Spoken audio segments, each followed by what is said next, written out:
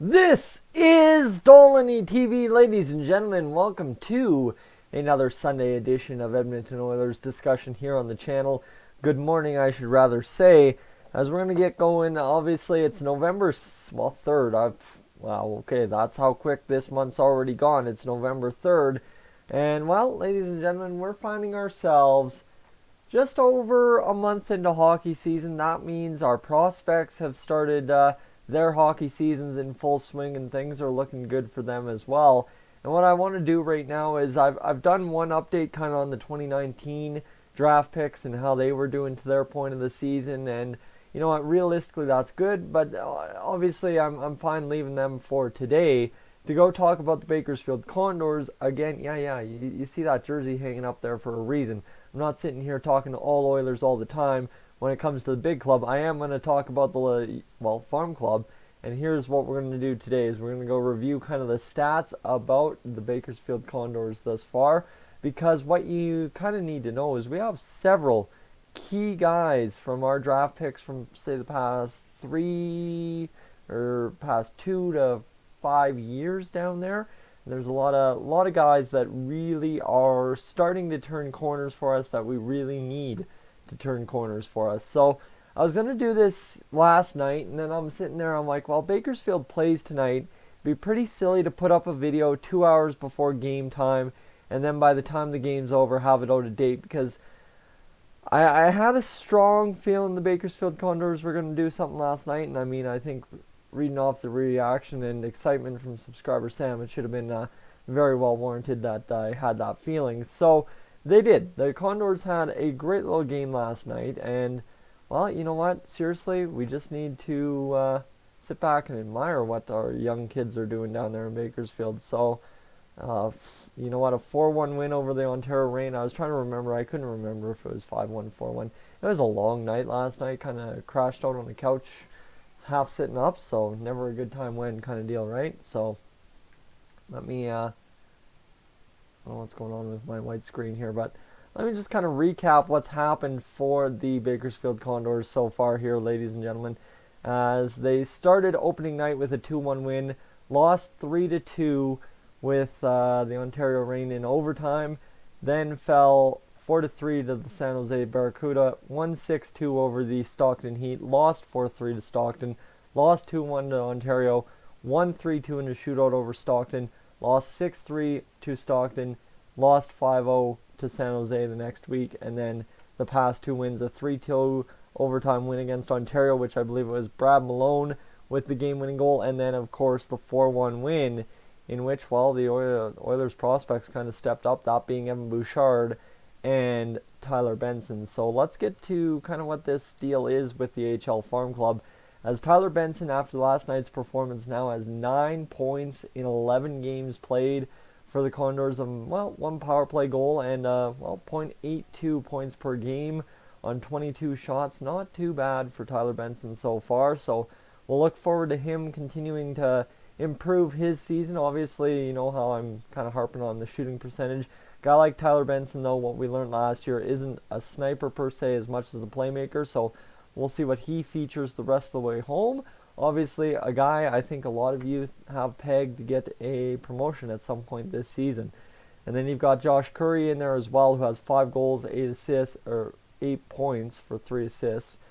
And, you know, he's been always effective for us in the minors, and now he's a guy who does have some NHL experience, so don't discredit that he should be getting a call up at some point as well this season.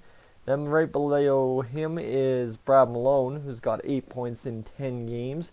Brad Malone, I think, honestly, if he gets a call up to the NHL this year, the Oilers have some major issues. We saw what he featured last year for us in the NHL. He's an AHL guy. And you know what? Leave him down there. Let him be that beautiful piece in the lineup, and just let him excel down there. Don't bring him up to try and service an issue that isn't really going to be serviced by bringing up Brad Malone. Then, guys, obviously the hot start was made out to be what it was, but now Kyler Yamamoto kind of cooled down in the last few games. 7 points in 11 games played for Kyler Yamamoto. But guys, compared to what Kyler was doing in the AHL last season and the NHL by comparison as well, this is a huge start for Kyler, and hopefully fingers crossed, it only gets better once he kind of gets back into the swing of scoring some points here. Now, I mentioned Tyler Benson off the top, then I mentioned Evan Bouchard seconds later.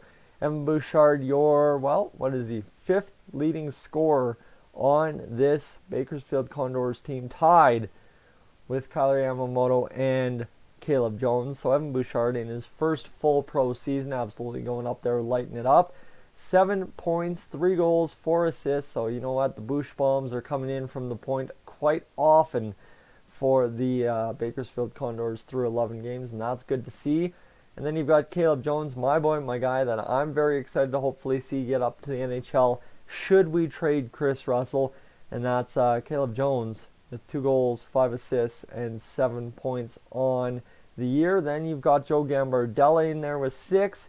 You've got Cooper Marody in there with 6 as well. So Marody, who was absolutely dynamite last season, has kind of slowed down this year. I'm not really too sure why, but I'm sure that it's just going to take a turn of the page and he'll be getting it going. Now, what you also need to know is Sam Gagner did play 4 games in Bakersfield. He had 4 points. It was a big reason for some of the offensive outbursts, but now he's back with a big club and obviously getting points on that Jujhar Khaira goal against the Columbus Blue Jackets.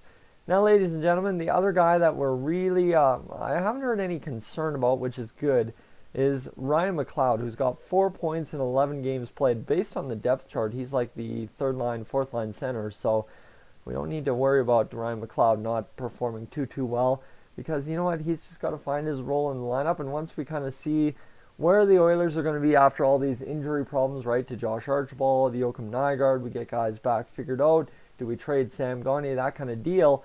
Well, ladies and gentlemen, we will figure out kind of the roles on the farm club a lot sooner than I think we did it last season, if that's fair to say.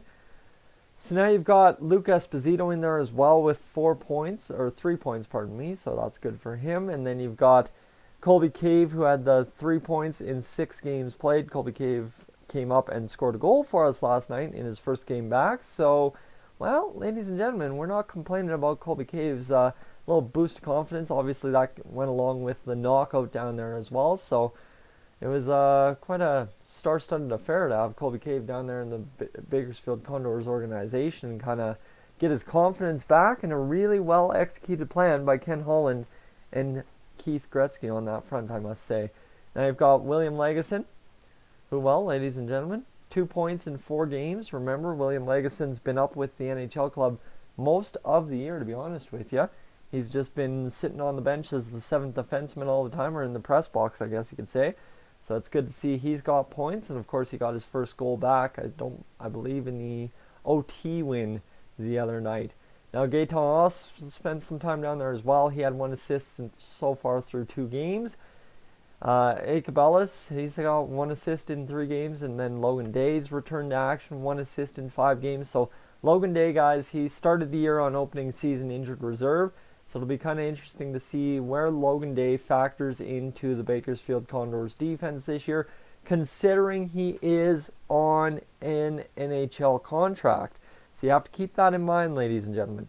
Logan Day, maybe that dark horse guy nobody's talking about, that could be ending up on the Oilers defense at some point this year, filling in for an injury. Cameron Hebig continuing to kind of mystify me. I really thought he'd develop a little bit more considering how hot he started last year. However, 1 assist through 8 games. Anthony Peluso, same thing. Dmitry Samorukov, he's played 10 games on the defense, only 1 assist. So kind of to say, if you expected him to be as flashy as he was in the Memorial Cup and in the playoffs last year in the OHL, yeah, you were in for a rude awakening, because this is the transition to pro. And for Samorukov, a 5th round pick, it usually ends up going this way. So for Samorukov, we just continue to watch what he does this year for us. Keegan Lowe, well, 1 assist in 11 games. Stuckel, and then you kind of get into everybody who's played 1-2, 1-2, 1-2, 3 games kind of deal. So we won't cover too many of that because nobody really has points. Vinny Desharnais has 2 games played for the Bakersfield Condors, and that's what you need to know there. No points on the board. So the goaltending is kind of mystifying right now because Shane Starrett went down with injury early in the year. I think it was after game number 2. So that means Stuart Skinner's kind of taken over the starting role, which as Oilers fans, guys, this is exactly what you'd want, is Stuart Skinner to take that starting role. 287 goals against average, a 4-win, 1 loss, 1 OT loss record. So the numbers don't quite add up here for Stuart Skinner, but that's okay. You know what? Honestly, we'll be fine, as it's an .898 save percentage as well for Skinner. Starrett, through those 2 games, he gave up 5 goals, 254 goals against average, and then an .896 save percentage. So again, kind of not too special. And then Dylan Wells as well, who I believe is playing a little bit more time in the ECHL this season. He's had 3 losses in his 3 games, a 282 goals against average, and an .884 save percentage. So guys, that's what we're looking at. When we're talking Bakersfield Condors and Edmonton Oilers prospects, that's what you're looking at. That's the numbers, that's the charts, and realistically not too bad of a go for us developing prospects to start this year. Now obviously, like I said, it's figuring out the lineup a little bit more so as you aren't plugging and playing NHL players as much as we have been. And then once we do that, ladies and gentlemen, watch out. This Bakersfield Condors team is going to absolutely light it up. If you have any clue what happened last night, as I do from subscriber Sam getting me the updates throughout the night, it's a scary goal once this team starts getting themselves rolling. So guys, I'm Tyson. This is Stolen TV. That's been your Bakersfield Condors update. I am up on out of here.